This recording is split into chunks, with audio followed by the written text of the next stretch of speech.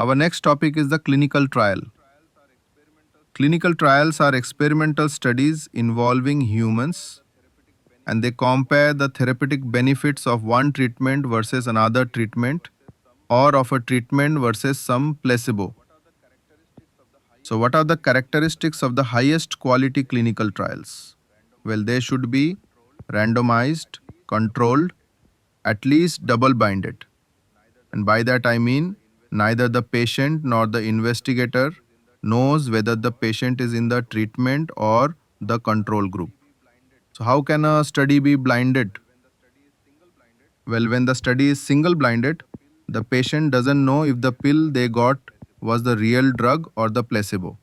However, the doctor and the researcher both know what the pill contains. In a double blinded study, neither the patient nor the doctor knows if the patient got the placebo or the real drug. Lastly, in a triple blinded study, no one knows, not even the researchers analyzing the data, know which pill the patient got until after they have analyzed all of the data. More blinding results in less bias of patients, doctors, and researchers. So, there are four types of clinical trials, also known as phases, and they go from phase 1 through phase 4, each one progressing from one to the next. However, there are also new phase 0 trials that are called first in human or microdosing studies. This is where 10 to 15 healthy volunteers receive single subtherapeutic doses of the study drug to look at pharmacodynamics and kinetics and to confirm in vitro and animal data. Now, because study participants are getting lower than normal drug doses, you don't get any information on safety or efficacy. In contrast, classic phase 1 clinical trials study a new drug in 10 to 20 participants, usually healthy volunteers, and they assess the safety, toxicity, and pharmacokinetics and pharmacodynamics of that treatment.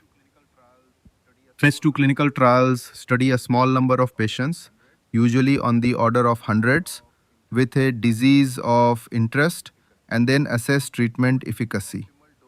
What is the optimal dosing and what are the adverse effects? Phase 3 clinical trials study a larger number of patients, often in the thousands, depending on the disease prevalence. Patients are randomly assigned to either the treatment under investigation, to the best available treatment, or a placebo if there is no approved treatment. These studies compare the new treatment to the current standard of care. It is at this point that the treatment may or may not receive FDA approval. And finally, phase 4 clinical trials are designed as post-marketing surveillance trials of patients after drug approval in an effort to detect rare or long-term adverse effects. Take a look at the simplified chart of the 4 phases of clinical trials to help you remember. Phase 1 asks, is it safe? Phase 2 asks, does it work? Phase 3 asks, is it good or better than the current thing that we have? And then phase 4 asks, can it stay? Our next topic is off-label drug use. Use of a drug to treat a disease in a form, population group, or dosage that is not specifically approved by the FDA.